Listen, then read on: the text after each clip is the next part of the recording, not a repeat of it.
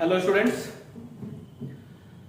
आज qualitative properties के जिस वीडियो लेक्चर को आज हम लोग पढ़ने जा रहे हैं वो है elevation in boiling point. Elevation in boiling point है क्या?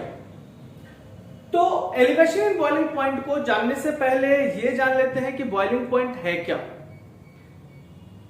ये अपने को पता है कि जिस टेम्परेचर पे कोई लिक्विड बॉयल करता है उसको हम लोग बॉइलिंग पॉइंट कहते हैं, या किसी लिक्विड के सरफेस का एटमॉस्फेरिक प्रेशर, किसी भी लिक्विड के सरफेस का एटमॉस्फेरिक प्रेशर अगर एक्सटर्नल एटमॉस्फेरिक प्रेशर के इक्वल हो जाता है और उस टेम्परेचर पे कोई लिक्विड अगर बॉयल करता है तो उस पॉइंट को बॉइलिंग पॉइंट के नाम से जाना जाता है।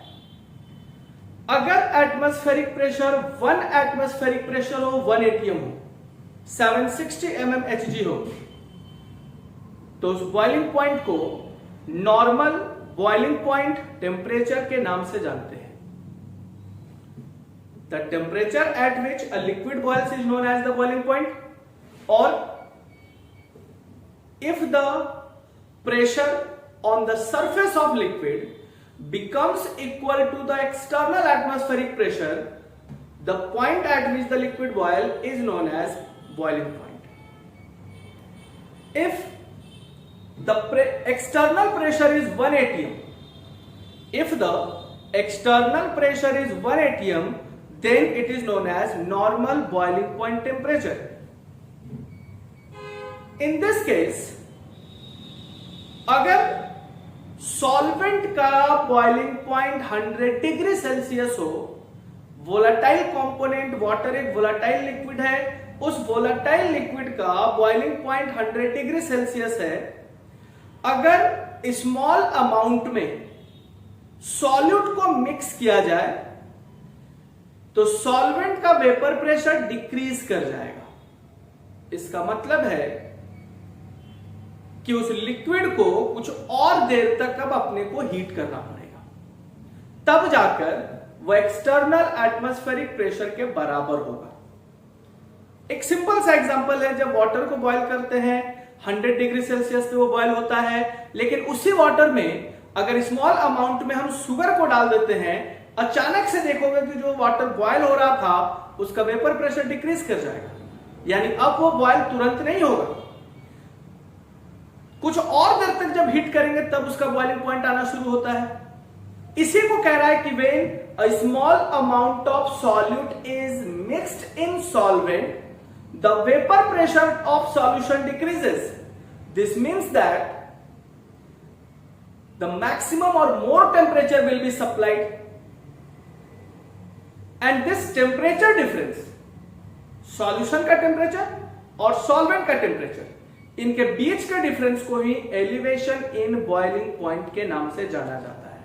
यानी ग्राफ से समझते हैं इसको, एलिवेशन इन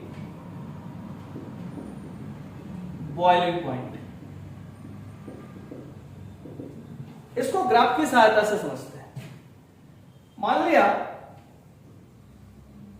ये हमने एक एटमॉस्फेरिक नॉर्मल एटमॉस्फेरिक प्रेशर हम लोगों ने सेट करके रखा है। ये नॉर्मल एटमॉस्फेरिक प्रेशर है, यानी यहां पहुंचने के बाद कोई लिक्विड बॉयल करना शुरू करेगा। ये टेम्परेचर को रिप्रेजेंट कर रहा है और ये भाई वेपर प्रेशर को रिप्रेजेंट कर रहा है। अगर सॉल्वेंट की बात करें तो चूंकि अपने को पता है कि जैसे जैसे टेम्परेचर देंगे वैसे वैसे क्या होगा, इसका वेपर प्रेशर इंक्रीज करेगा। इस पॉइंट पे पहुंचने के बाद सपोज ये हमारा T0B है जो सॉल्वेंट को रिप्रेजेंट कर रहा है, यानी इस पॉइंट पे पहुंच के जो सॉल्वेंट है वो बॉयल करना शुरू कर गया।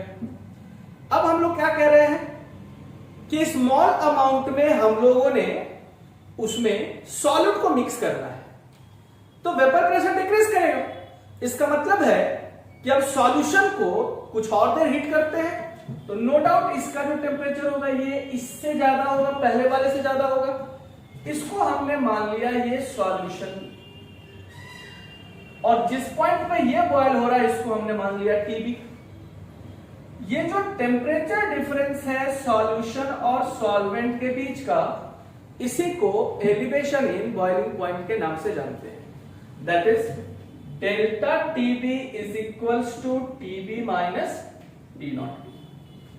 सॉल्यूशन के टेम्परेचर में से सॉल्वेंट के टेम्परेचर को आप रिड्यूस करा दो, एलिवेशन इन बॉइलिंग पॉइंट मिल जाएगा। अब यहां पे for a very small change in concentration, अब जाहिर सी बात है कि जो सॉल्यूशन बन रहा है, तो सॉलिड को मिक्स करते हैं तो कंसंट्रेशन में भी कुछ ना कुछ तो चेंज आएगा ही, लेकिन वो चेंजेस काफी कम होगा। ऐसा नहीं है कि चेंजेस बहुत बड़ा हो जाएगा। For a small change of concentration, this elevation in boiling point will be directly proportional to molar concentration, that is molality. This elevation in boiling point delta TB is directly proportional to molality, और delta TB is equals to proportionality constant को मान लिया K, क्योंकि boiling point के लिए इसलिए इसको B से रिप्रेजेंट कर रहे हैं।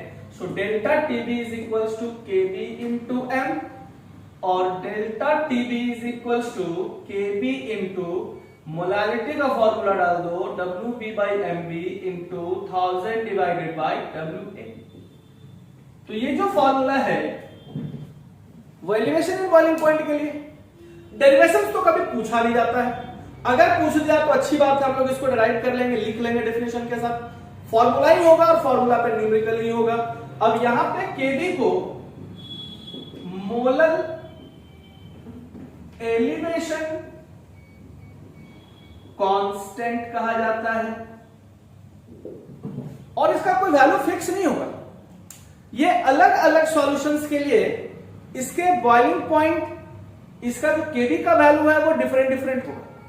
तो इसको याद रखने की आवश्यकता नहीं है कि किसका मोलर एलिवेशन कांस्टेंट कितना होता है, केबी का वैल्यू कितना होता है, ये गिवन होगा। और अगर गिवन नहीं होगा तो सॉल्व करने के लिए देगा, फाइंड करने के लिए देगा इसका वैल्यू क्या है। तो कंडीशंस आपके पास ऐसे ही होंगे, और इसी से अपने को मोलर एलिवेशन कांस्टेंट निकाला जाएगा। तो ये मोलर एलिवेशन कांस्टेंट का आपके पास आज का लेक्चर का वीडियो हमने आपको दिखाया।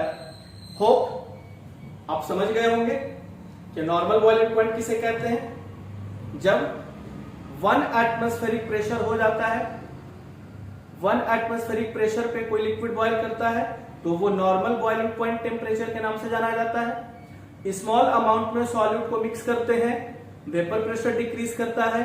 इसका मतलब है कि सॉल्यूशन को थोड़ी और देर तक हीट करना है, और थोड़ी और देर तक अगर हीट करेंगे तो नो डाउट टेम्परेचर इंक्रीज करेगा। उस पॉइंट को सॉल्यूशन का मान लिए, सॉल्वेंट को T0 B से रिप्रेजेंट कराए, दोनों के बीच के डिफरेंस को एलिवेशन इन बॉइलिंग पॉइंट कहा गया, and this will be directly proportional to the molar concentration, that is molarity. Hope video आपको पसंद आया होगा, आपको कुछ सीखने को मिला होगा। मिलते हैं नेक्स्ट वीडियो में डिप्रेशन इन फ्रीजिंग पॉइंट के साथ। तब तक स्टूडेंट सेफ रहें, सुरक्षित रहें और इसको रिवाइज करते रहें।